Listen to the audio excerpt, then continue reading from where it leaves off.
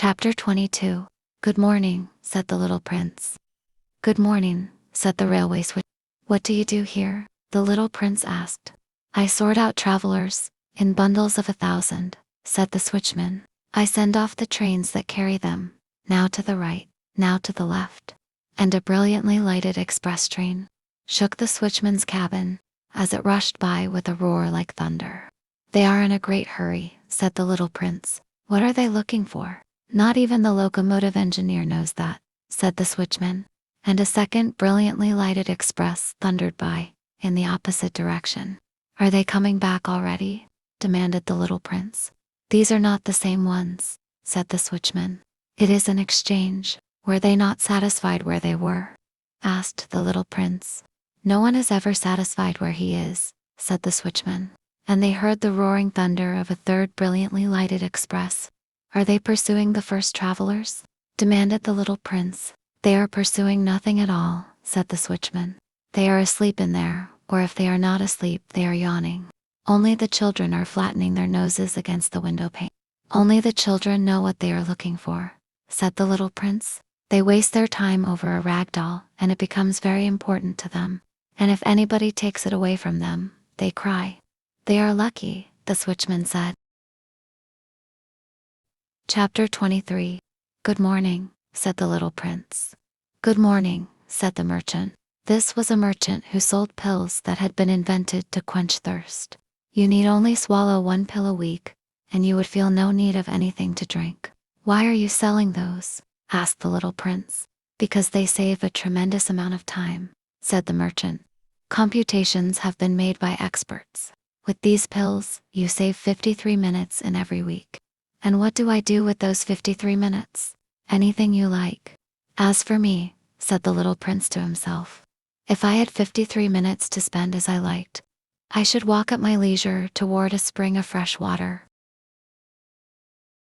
Chapter 24. It was now the 8th day since I had had my accident in the desert, and I had listened to the story of the merchant as I was drinking the last drop of my water supply. Ah, I said to the little prince, these memories of yours are very charming, but I have not yet succeeded in repairing my plane. I have nothing more to drink, and I too should be very happy if I could walk at my leisure toward a spring of fresh water. My friend the fox, the little prince said to me, my dear little man, this is no longer a matter that has anything to do with the fox. Why not? Because I am about to die of thirst. He did not follow my reasoning, and he answered me. It is a good thing to have had a friend, even if one is about to die. I, for instance, am very glad to have had a fox as a friend. He has no way of guessing the danger, I said to myself. He has never been either hungry or thirsty. A little sunshine is all he needs. But he looked at me steadily, and replied to my thought.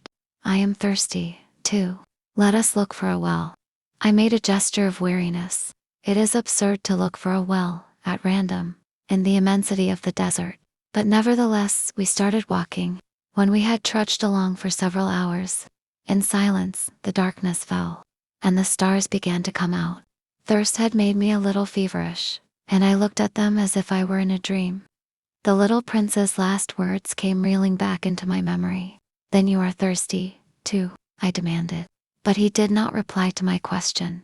He merely said to me, water may also be good for the heart. I did not understand this answer, but I said nothing. I knew very well that it was impossible to cross-examine him. He was tired. He sat down. I sat down beside him, and, after a little silence, he spoke again. The stars are beautiful, because of a flower that cannot be seen. I replied, yes, that is so, and, without saying anything more, I looked across the ridges of sand that were stretched out before us in the moonlight. The desert is beautiful, the little prince added. And that was true. I have always loved the desert. One sits down on a desert sand dune, sees nothing, hears nothing. Yet through the silence, something throbs and gleams. What makes the desert beautiful, said the little prince, is that somewhere it hides a well. I was astonished by a sudden understanding of that mysterious radiation of the sands. When I was a little boy, I lived in an old house, and legend told us that a treasure was buried there. To be sure, no one had ever known how to find it. Perhaps no one had ever even looked for it, but it cast an enchantment over that house. My home was hiding a secret in the depths of its heart. Yes, I said to the little prince. The house, the stars, the desert. What gives them their beauty is something that is invisible. I am glad, he said, that you agree with my fox. As the little prince dropped off to sleep, I took him in my arms and set out walking once more. I felt deeply moved and stirred. It seemed to me that I was carrying a very fragile treasure. It seemed to me, even, that there was nothing more fragile on all earth in the moonlight. I looked at his pale forehead, his closed eyes, his locks of hair that trembled in the wind. And I said to myself, what I see here is nothing but a shell. What is most important is invisible. As his lips opened slightly with the suspicion of a half smile, I said to myself, again, what moves me so deeply about this little prince who is sleeping here is his loyalty to a flower, the image of a rose that shines through his whole being like the flame of a lamp, even when he is asleep. And I felt him to be more fragile still. I felt the need of protecting him, as if he himself were a flame that might be extinguished by a little puff of wind. And, as I walked on so, I found the well, at daybreak.